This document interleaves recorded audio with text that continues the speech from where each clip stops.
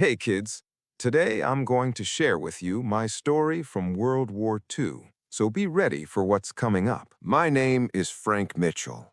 I'm 98 years old now, and I'm one of the last men alive who fought through the entire Pacific War, from Pearl Harbor to Tokyo Bay. I've kept quiet about most of it for 75 years, but I figure if I don't tell this story now, nobody will. And somebody needs to remember what really happened out there. People ask me all the time, what was it like? And I never know how to answer that. How do you explain 4 years of hell? How do you describe watching your friends die on beaches you can't even pronounce? How do you make someone understand what it's like to fight an enemy who would rather die than surrender, on islands so small you can walk across them in 20 minutes, but where every yard costs blood? I was 19 years old when the Japanese attacked Pearl Harbor. I was a Navy mechanic working on aircraft at Ford Island, right in the middle of the harbor. I saw the Arizona explode. I saw battleships burn. I saw things that day that still wake me up at night. But Pearl Harbor was just the beginning. What came after, that was the real story. That was the Pacific War. They tell the story in history books now, maps with arrows, casualty figures, strategic objectives, but they don't tell you what it felt like. They don't tell you about the heat, the fear, the smell of death in the jungle, or the sound a man makes when he realizes he's not going home. So let me tell you what really happened in the Pacific, not the sanitized version, not the Hollywood version, the real version, the one we lived through. And I warn you, it's not pretty. War never is. Let me start by explaining something that most people don't understand.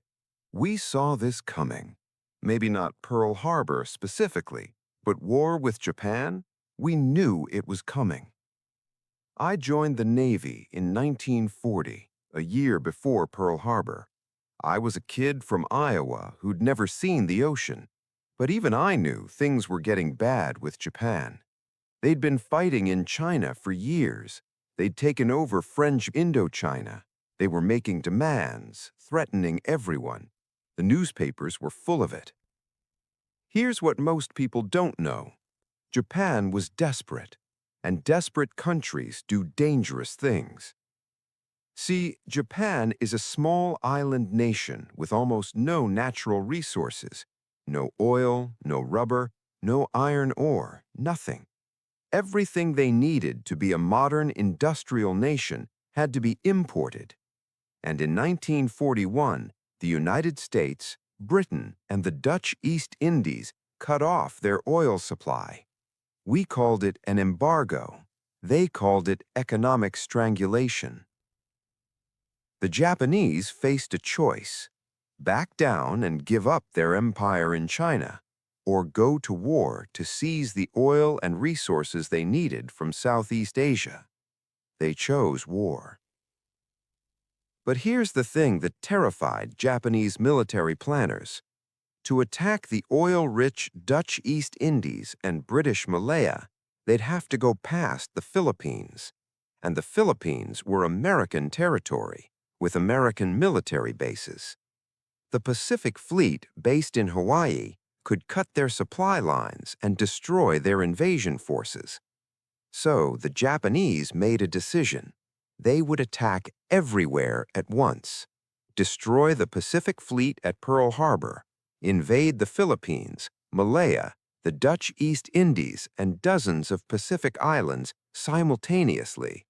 Hit so hard and so fast that America and Britain couldn't respond before Japan secured all the oil and resources they needed.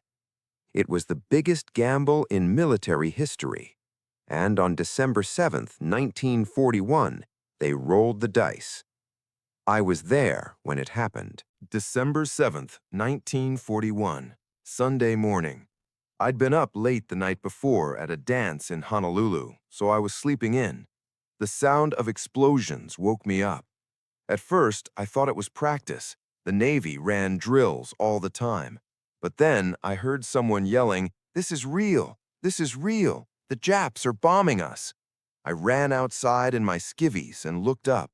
The sky was full of aircraft, Japanese aircraft. I could see the red circles on their wings, the rising sun. They were diving on Battleship Row, and I could see bombs falling, explosions erupting, ships burning. I stood there like an idiot for maybe 30 seconds, just watching, my brain not able to process what I was seeing. Then my training kicked in. I ran to my station. The harbor was chaos, absolute chaos. Bombs were falling everywhere. Torpedoes were hitting battleships. The water was on fire from oil leaking from damaged ships. Men were jumping into the water to escape burning vessels. The noise was deafening. Explosions, anti-aircraft guns, aircraft engines, men screaming. I saw the Arizona explode. I was maybe 500 yards away when the magazine went up. The explosion was so massive, it created a pressure wave that knocked me flat. When I looked up, the Arizona was gone. Just gone, replaced by a column of smoke and fire 1,000 feet high. Over 1,000 men died in that single explosion. Men I knew, men I'd played cards with the night before. The Oklahoma capsized. The West Virginia settled into the mud. The California was sinking. The Nevada tried to make a run for the harbor entrance, but was hit repeatedly and had to beach herself. The Maryland, Tennessee, and Pennsylvania were damaged.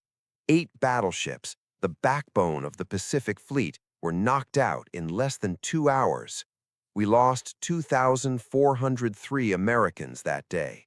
Another 1,178 were wounded. We lost 188 aircraft, most destroyed on the ground before they could even take off. The Japanese lost 29 aircraft and 5 midget submarines. It was the most one-sided military disaster in American history. But here's what I learned that day, and what the Japanese would learn later. They didn't destroy our carriers. The Enterprise, Lexington, and Saratoga weren't in port that day. They were out on training exercises. The Japanese had destroyed our battleships, but the carriers, the future of naval warfare, survived. Also, they didn't destroy our fuel storage tanks. We had millions of gallons of fuel stored at Pearl Harbor, and if they'd destroyed that, we couldn't have operated in the Pacific for months, maybe years.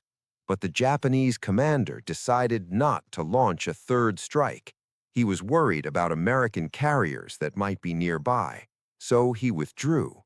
It was the first of many Japanese mistakes.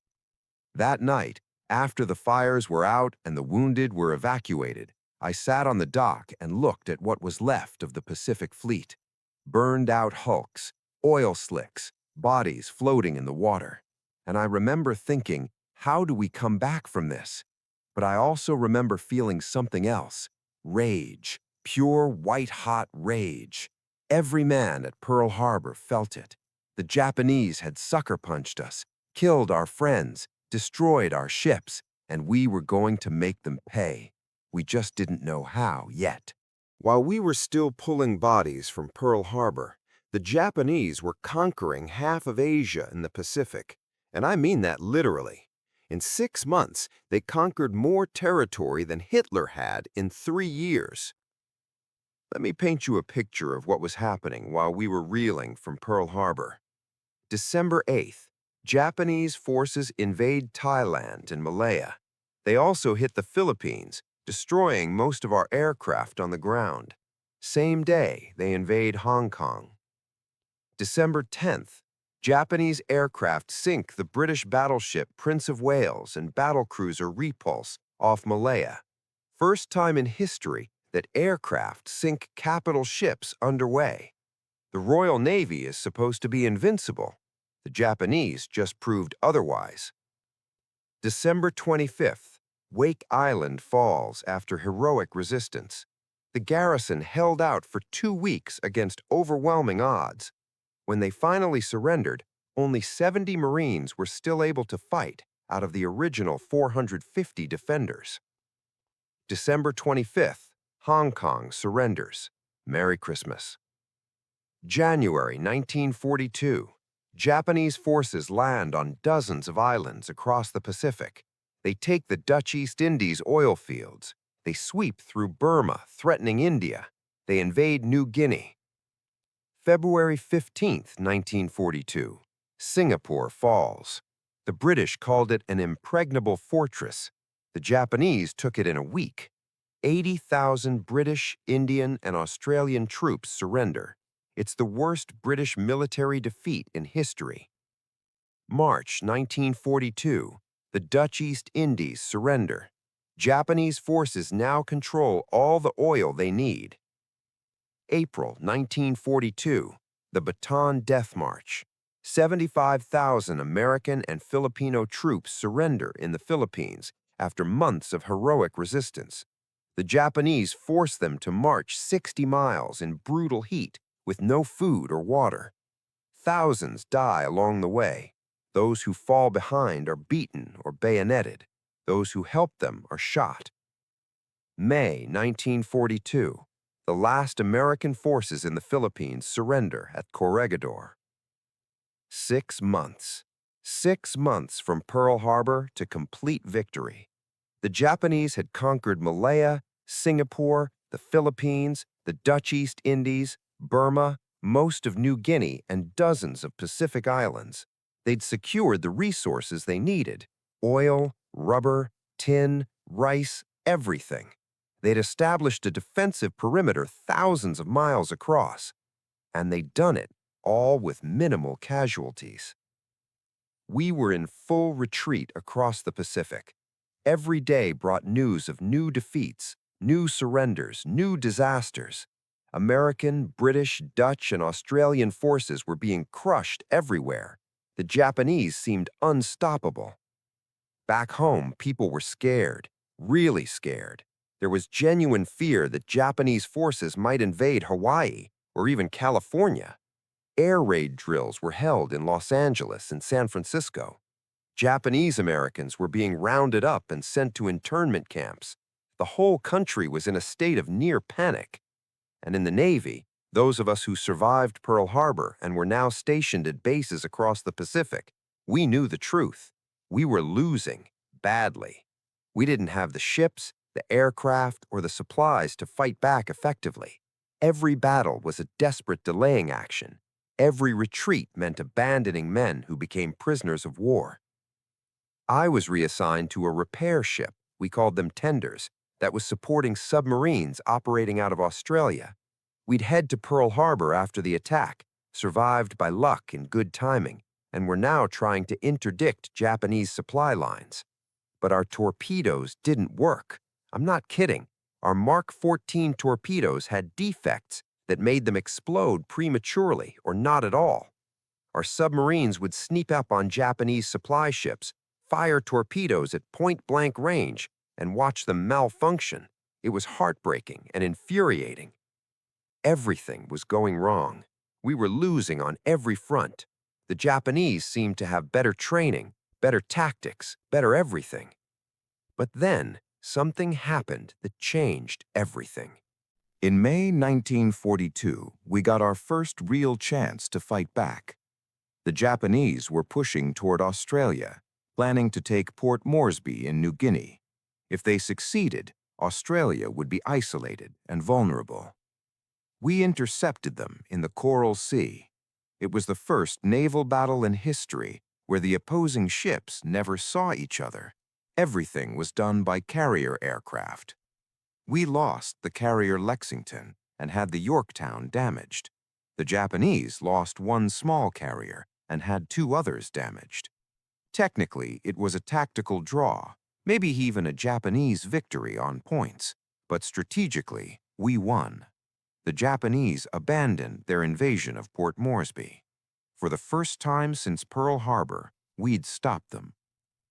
But the real turning point came a month later, Midway. Now, I wasn't at Midway. I was still in the South Pacific, But everyone in the Navy knows what happened there. It's the battle that saved us.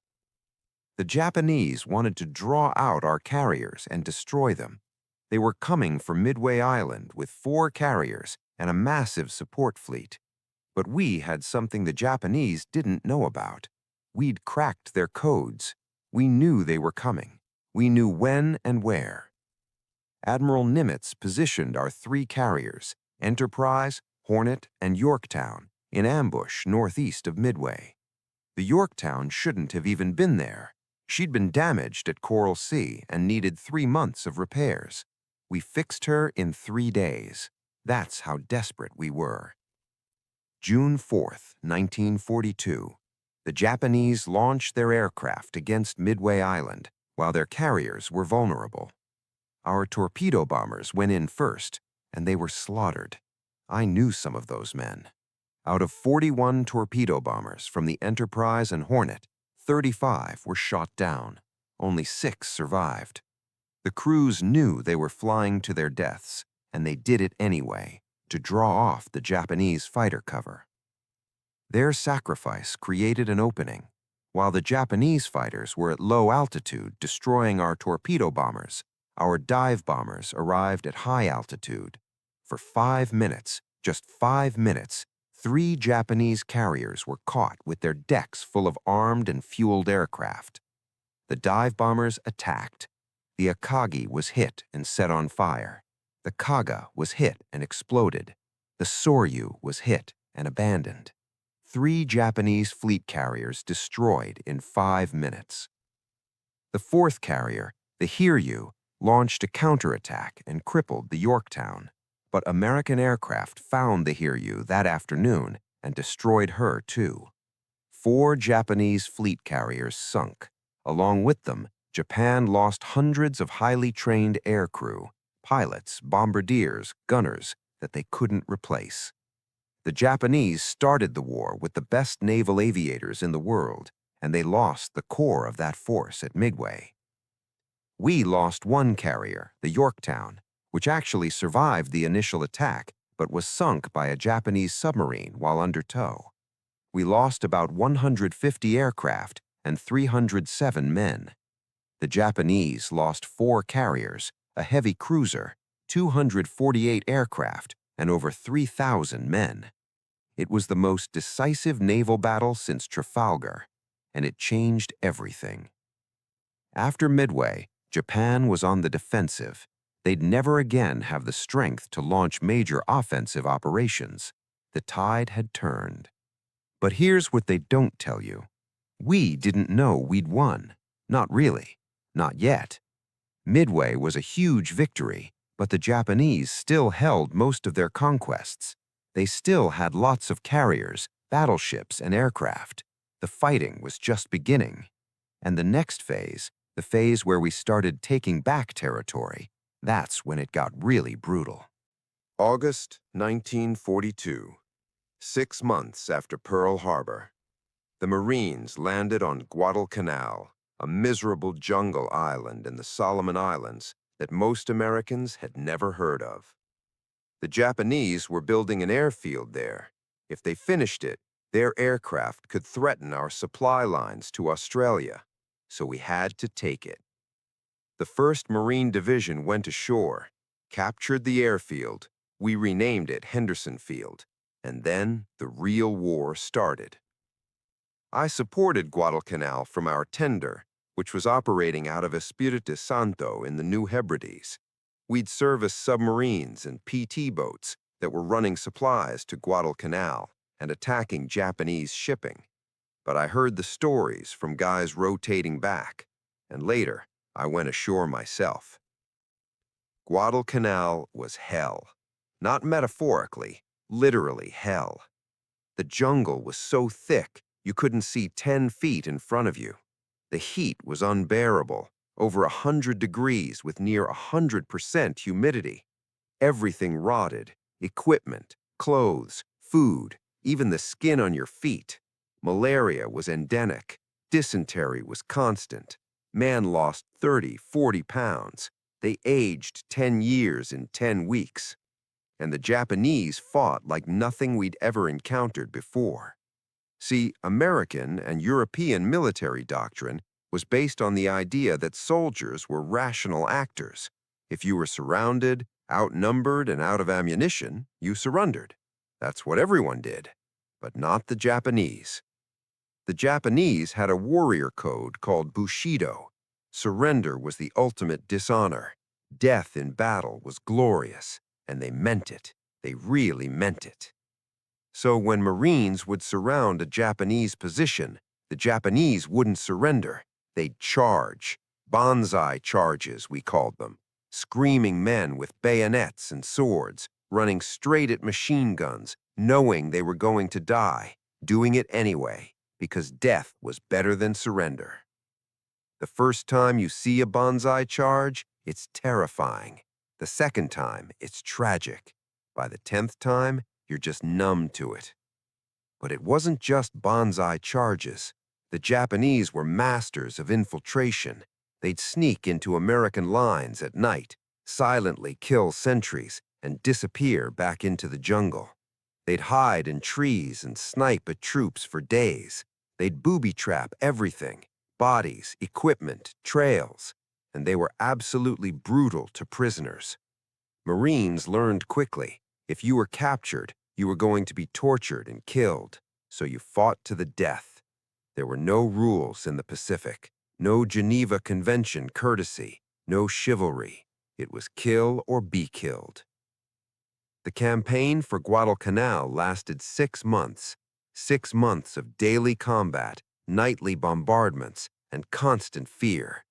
The Japanese Navy controlled the waters around the island at night. We called it the Tokyo Express, or the Rat Run, and they'd bombard Henderson Field with battleships, making it nearly impossible to keep aircraft operational. But we held on, barely.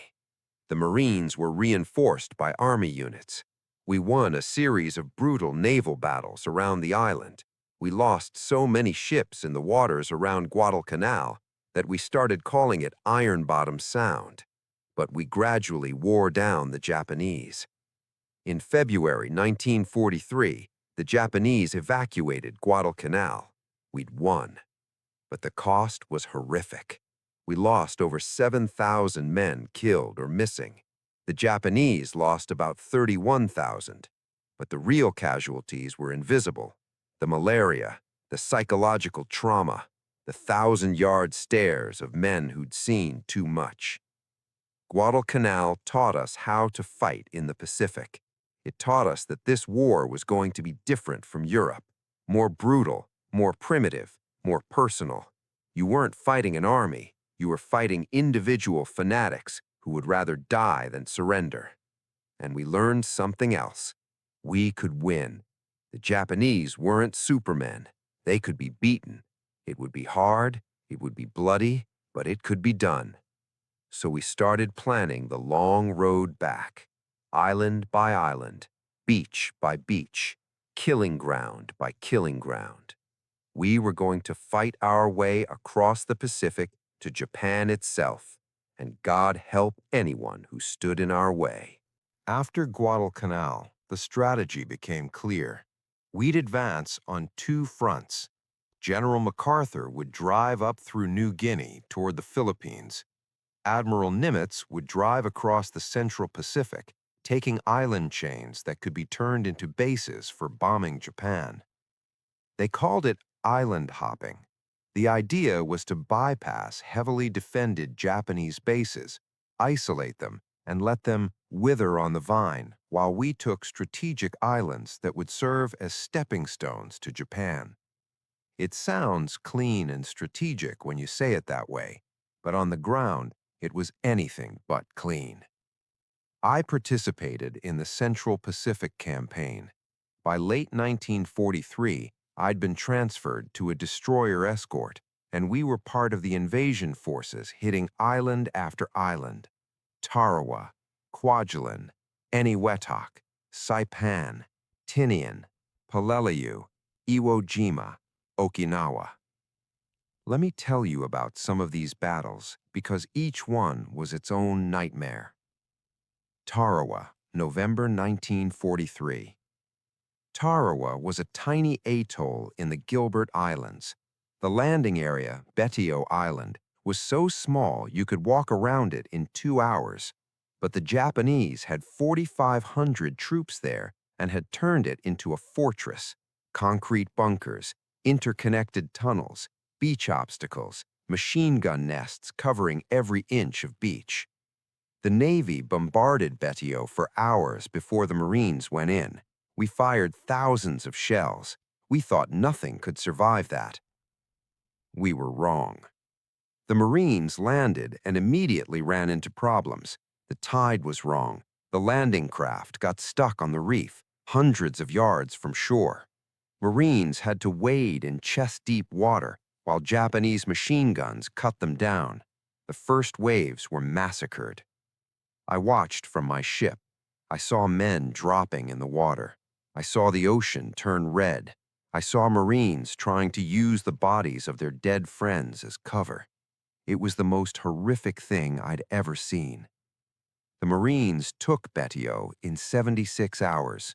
Out of 18,000 Marines who landed, 3,100 were casualties, killed or wounded. The Japanese garrison of 4,500 fought almost to the last man. Only 17 Japanese soldiers surrendered. Everyone else died. Tarawa taught us that taking fortified Pacific Islands was going to cost blood, lots of blood. Saipan, June 1944. Saipan was larger and even more heavily defended than Tarawa. The Japanese had 30,000 troops there, and the island was strategically critical. If we took it, we could base B-29 bombers there to hit Japan itself. The fighting lasted 3 weeks. The Japanese defenders fought from caves and bunkers. We'd clear an area, move forward, and Japanese soldiers would emerge from hidden tunnels behind us. Everything had to be cleared multiple times. But the worst part was the end. When it became clear they'd lost, thousands of Japanese civilians, men, women, children, committed suicide rather than surrender. They'd been told by Japanese propaganda that Americans were brutal savages who would torture and murder them. They jumped off cliffs by the hundreds, whole families. I saw footage later. I still see it in my nightmares. Mothers throwing their children off cliffs and then jumping after them. It was the most horrific thing I could imagine. We took Saipan. We lost 3,400 killed and 10,000 wounded. The Japanese garrison, 29,000 dead, plus thousands of civilian suicides. And we still had dozens more islands to take. Peleliu, September 1944. Peleliu was supposed to be a 3-day operation. It lasted 2 months. The Japanese had learned from previous battles and changed tactics. Instead of defending the beaches and dying in banzai charges, they fortified the island's caves and ridgelines and conducted a defense in depth. Every cave was a fortress. Every ridge was a killing ground. The Marines would take a position during the day, and Japanese troops would reoccupy it at night using hidden tunnels. Men went crazy from the heat, the fear, and the constant combat.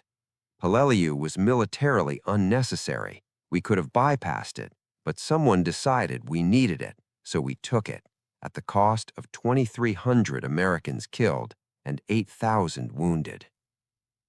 Iwo Jima, February 1945. Iwo Jima. Even now, saying the name makes my hands shake. Iwo Jima was an 8-square-mile volcanic rock with no strategic value except one thing. It had airfields. Airfields that could serve as emergency landing strips for damaged B-29s returning from bombing runs over Japan. The Japanese had 21,000 troops dug into the volcanic rock.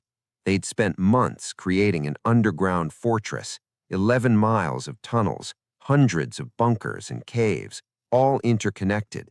Every inch of beach was pre-sighted for artillery and mortar fire. The Marines landed on April 19, 1945.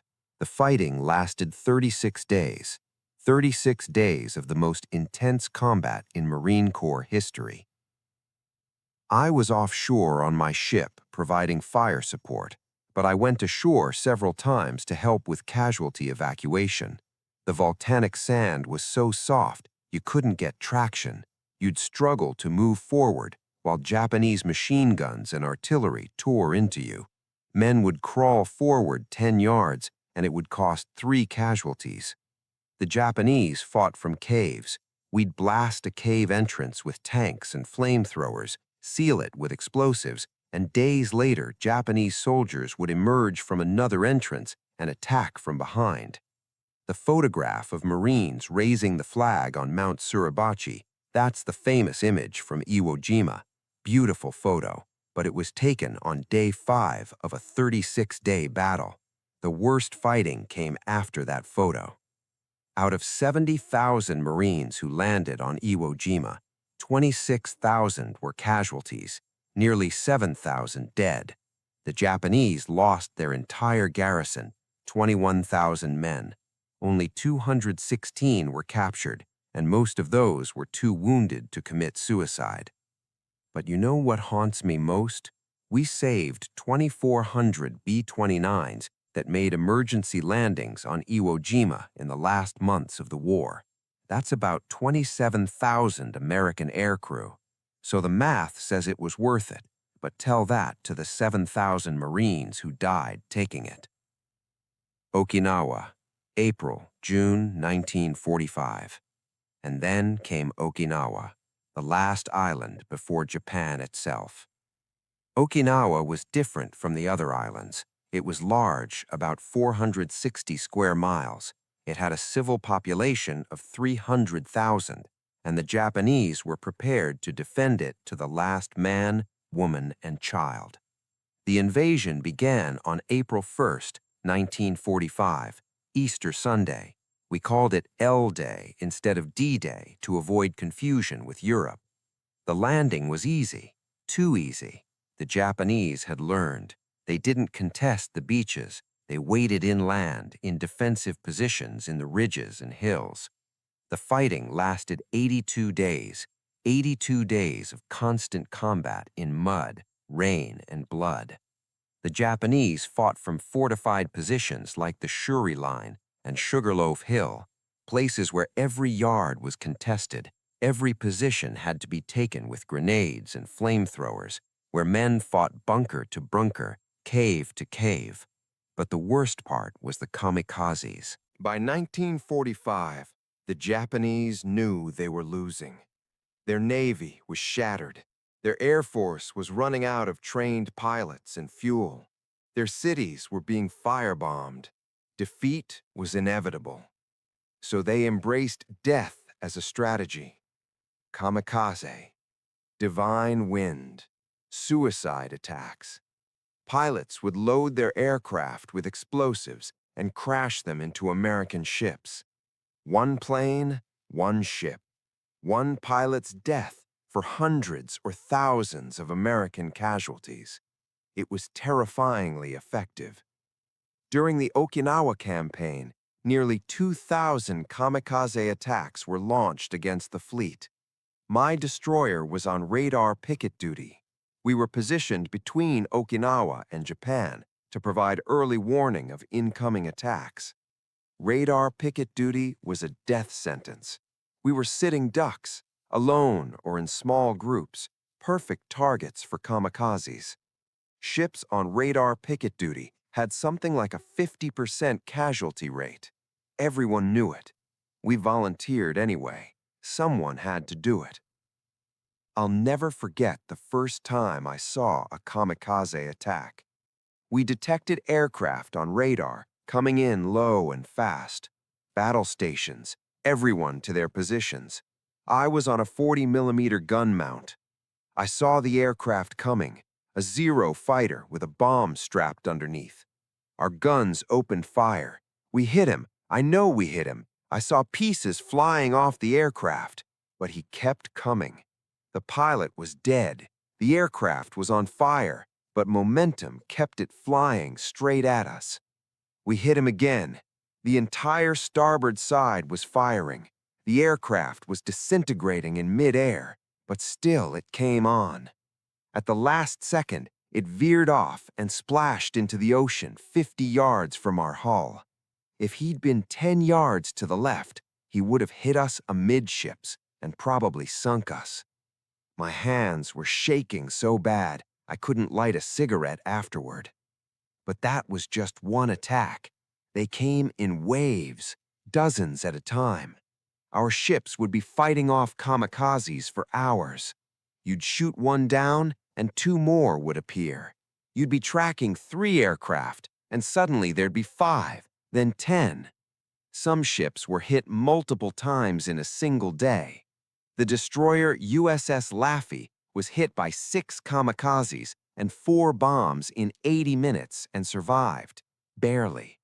The carrier USS Franklin was hit by a single bomb and nearly sank, with 724 men killed. The destroyer USS Mannert L. Abel was the first ship sunk by a rocket-powered kamikaze called an Oka, cherry blossom, which was basically a manned cruise missile. Nothing could stop those when they attacked. By the end of the Okinawa campaign, the kamikazes had sunk 36 American ships and damaged 368 others. We lost 4,900 sailors killed and 4,800 wounded just from kamikaze attacks. That's nearly 10,000 naval casualties, more than the Marines lost taking the island. And here's what terrified us. This was just Okinawa. Japan itself had thousands more aircraft, millions of soldiers, and a civilian population that had been conditioned to fight to the death. If Okinawa cost us this much, how many Americans would die invading Japan? The estimate was 1 million American casualties, maybe more. We were looking at kamikazes on an unimaginable scale. Not just aircraft, but boats, submarines, even swimmers with explosives strapped to their backs. The Japanese were training their entire population, men, women, children, to resist with bamboo spears and suicide attacks. The invasion of Japan, Operation Downfall, was scheduled for November 1945. Every man in the Pacific Fleet knew what it meant. Most of us weren't going home. The ships that survived the kamikazes at Okinawa would be sunk off Japan. The Marines who took Iwo Jima and Okinawa would die on Japanese beaches. The war would go on for years, killing millions. We were exhausted. We'd been fighting for nearly 4 years. We'd seen too much death, too much suffering. But Japan wouldn't surrender, and we couldn't stop fighting. Something had to change. And then it did. August 6th, 1945. Hiroshima. We heard about it on the ship's radio. A single B-29 had dropped a single bomb on Hiroshima and destroyed the entire city. One bomb, one city. Tens of thousands dead in an instant. At first, we didn't believe it. It sounded like propaganda. How could one bomb destroy a city? But then we heard more details. The scientists had done it. They'd built an atomic bomb. They'd split the atom and unleashed the power of the sun itself. And they dropped it on Japan. 3 days later, another atomic bomb hit Nagasaki.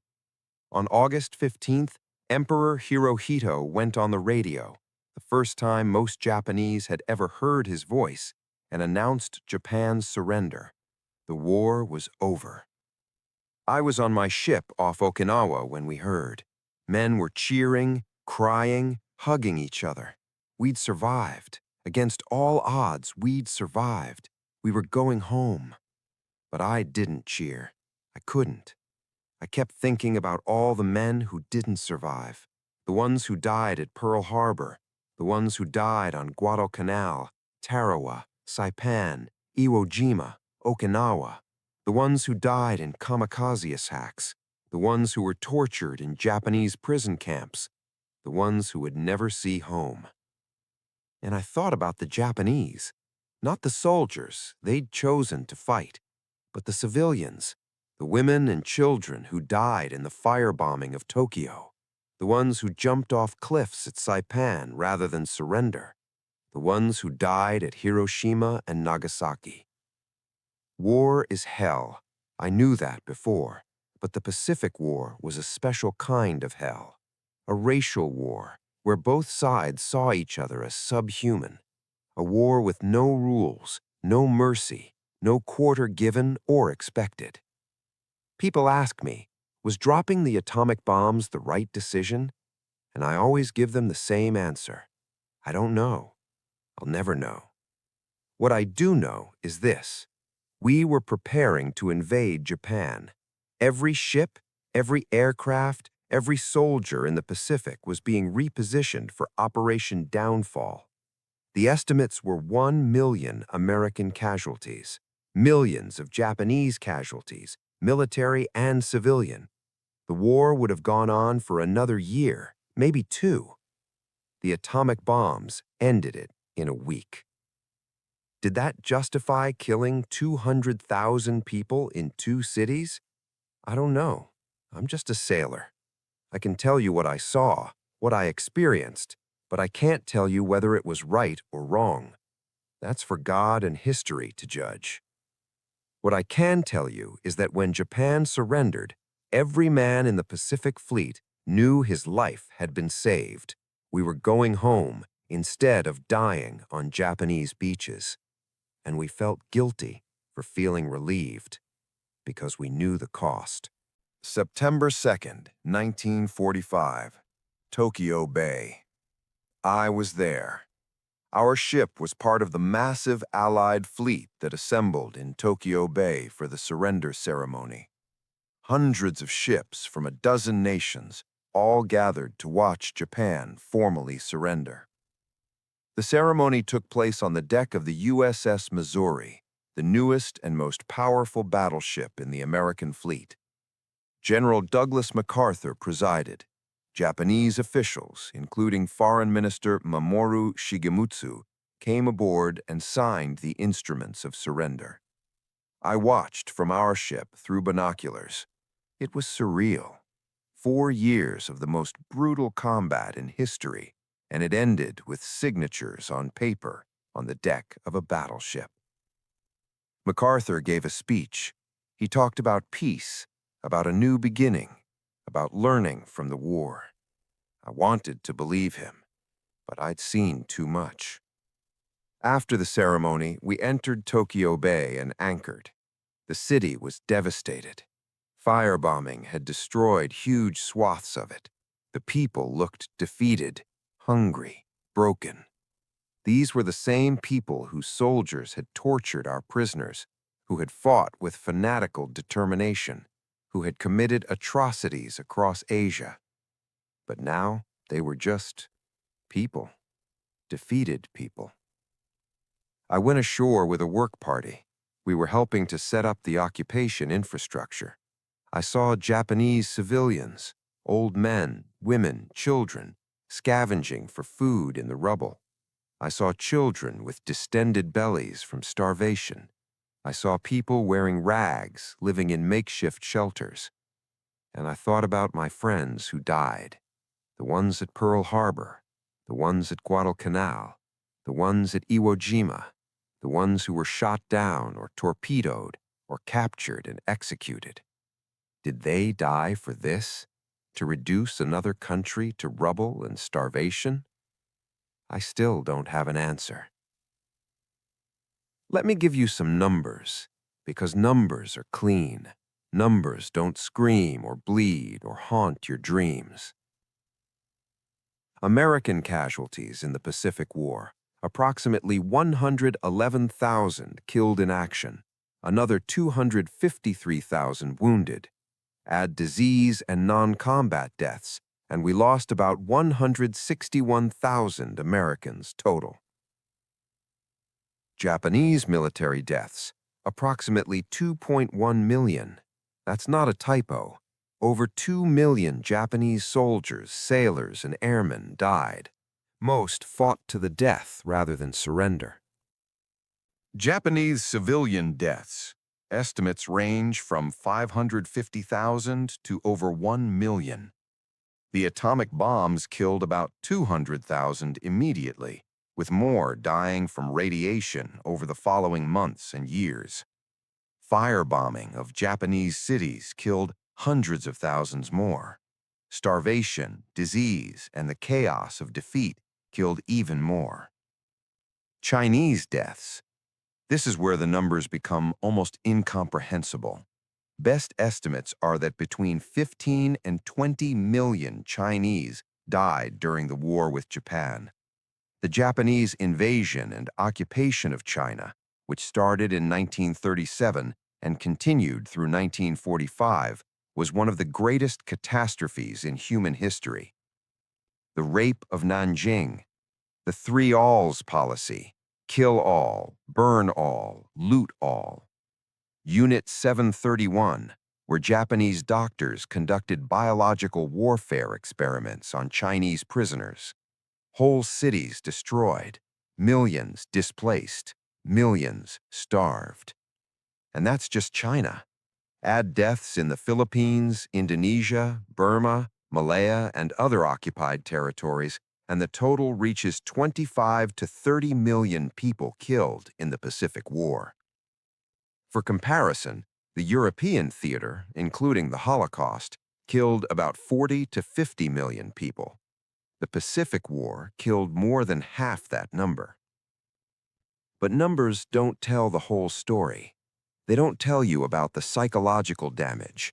Shell shock, we called it then. PTSD, they call it now. I have it. Every man who fought in the Pacific has it, whether they admit it or not. They don't tell you about the alcoholism, the failed marriages, the inability to connect with people who didn't experience what we experienced. They don't tell you about the nightmares that never stop, the survivor's guilt that eats at you for decades, the way certain sounds or smells can instantly transport you back to a jungle or a beach covered in bodies. They don't tell you about coming home and realizing you're not the same person who left, that you'll never be that person again, that you left pieces of yourself on a dozen different islands whose names you can barely pronounce. War changes you.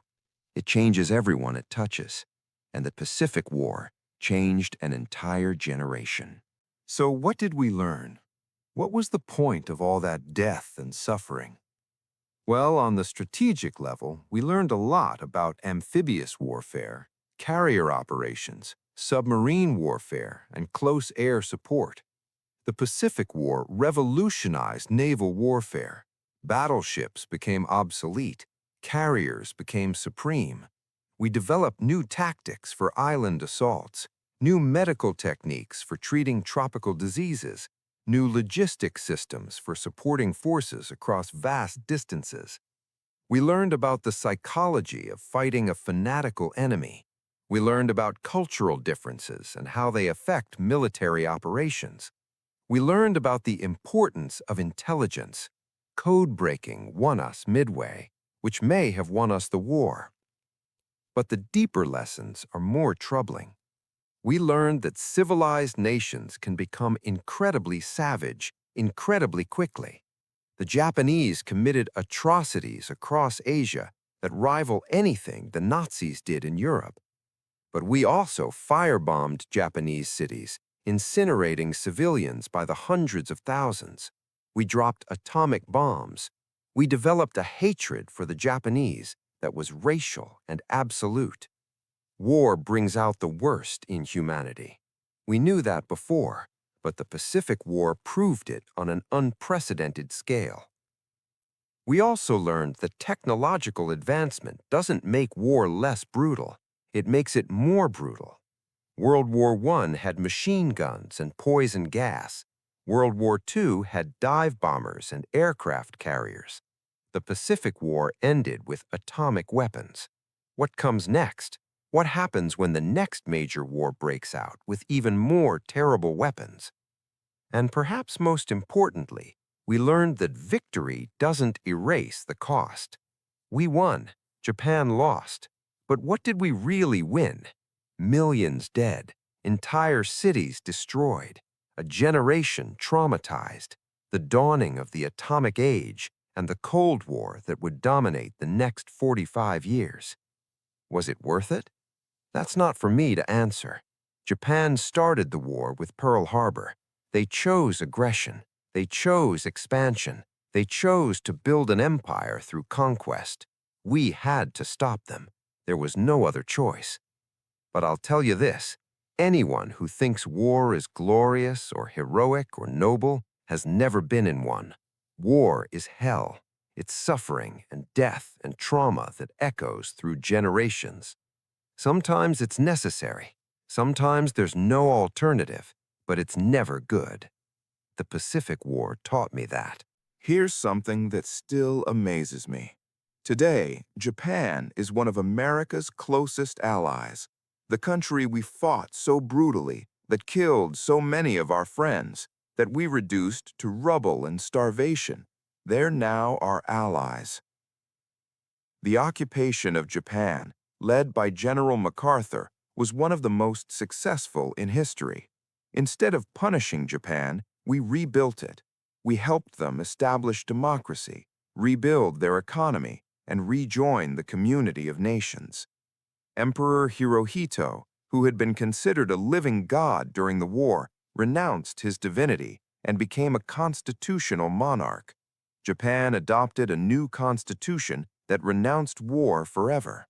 They built an economy based on manufacturing and technology rather than military conquest. By the 1960s, Japan was an economic powerhouse. By the 1980s, they were the second largest economy in the world. The same industrial capacity and work ethic that made them a formidable military opponent made them an incredible economic success. I visited Japan in 1985. I was 63 years old, and I hadn't been back since the surrender. I was terrified of what I'd feel, what I'd remember. But Tokyo was unrecognizable.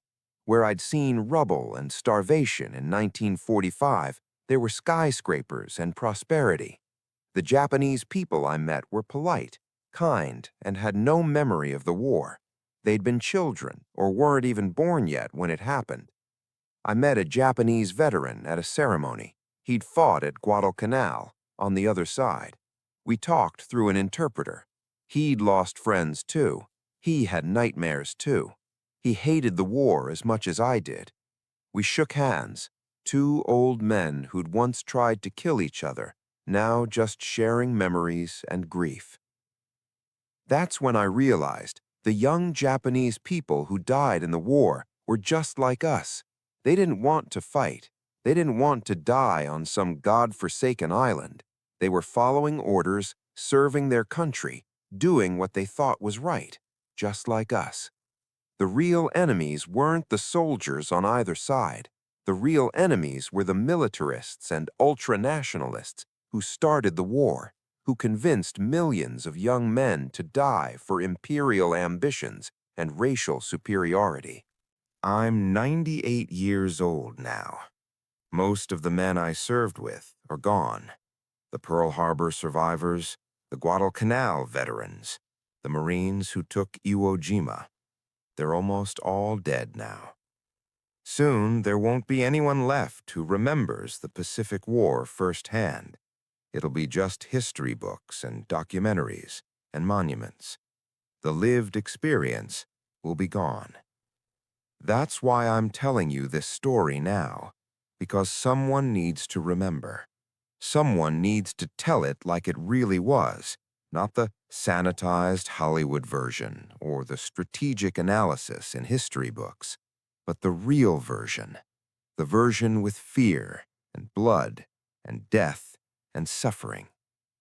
People sometimes thank me for my service. They call me a hero. I appreciate the sentiment, but I'm not a hero. I was just a kid who got caught up in a war I didn't start. doing a job that needed doing, trying to survive long enough to go home. The heroes are the ones who didn't come home, the ones who died at Pearl Harbor before they even knew we were at war, the ones who died on Guadalcanal or Tarawa or Iwo Jima, the ones who went down with their ships or were shot down over the Pacific, the ones who were captured and tortured and executed, the ones who gave everything. I lived. I got to come home, get married, have kids and grandkids, grow old. They didn't. So don't call me a hero. Call them heroes. Remember them. And remember what they died fighting against: tyranny, aggression, militarism, and the belief that some people are superior to others because of their race or nationality. Those are the real enemies. Those are the things worth fighting against. The Pacific War was fought from 1941 to 1945, but its effects echo through history. It ended with the dawn of the atomic age, which shaped the Cold War and continues to shape geopolitics today. It transformed Japan from an imperial military power to a democratic economic powerhouse. It elevated America to global superpower status. It began the decolonization of Asia as European empires weakened. It set the stage for conflicts in Korea, Vietnam, and beyond. Everything that happened in Asia over the past 75 years traces back, in some way, to the Pacific War. So that's the story of the Pacific War. The real story, or as much of it as I can tell you. It started with Pearl Harbor, a surprise attack that shocked America and brought us into the greatest war in history. It continued through 4 years of the most brutal combat ever seen: jungle warfare, amphibious assaults, kamikaze attacks, and finally, atomic weapons. Millions died. Entire cities were destroyed. The world was transformed.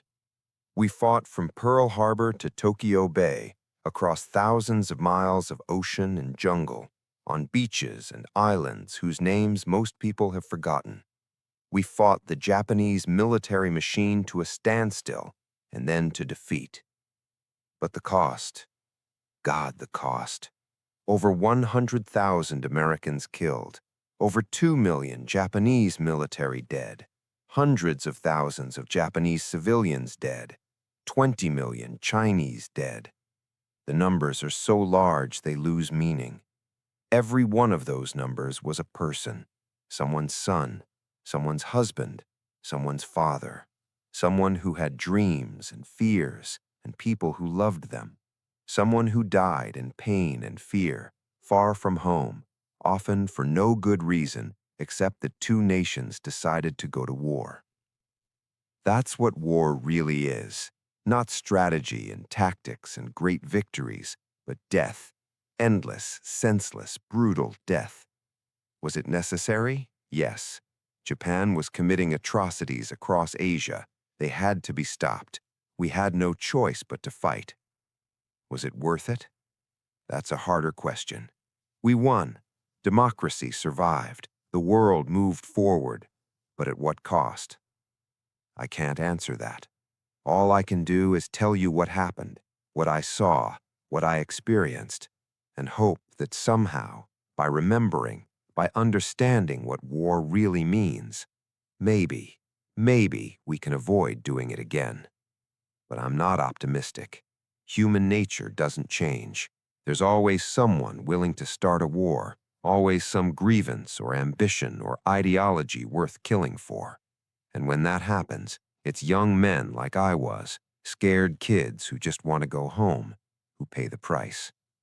So remember the Pacific War. Remember Pearl Harbor.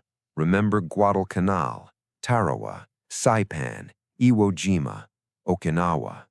Remember Hiroshima and Nagasaki. Remember all the men who died, on all sides, in a war that should never have happened.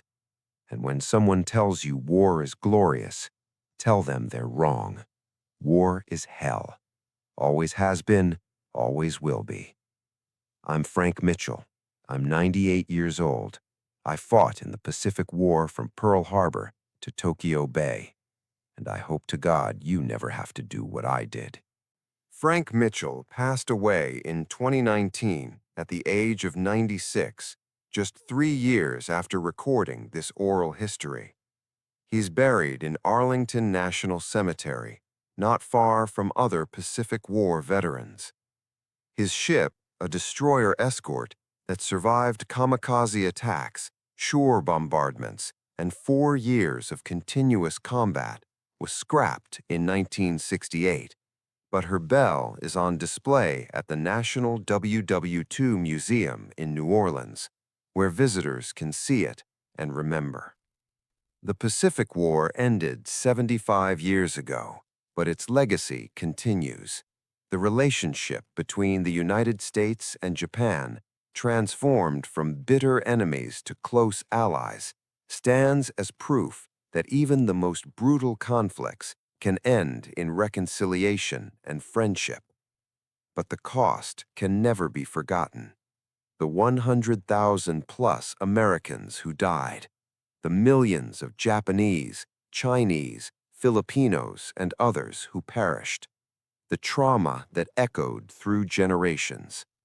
They paid the price for the world we live in today.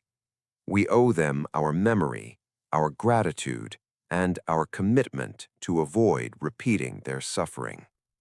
As the last veterans of the Pacific War leave us, their stories must live on, not to glorify war, but to ensure we understand its true cost.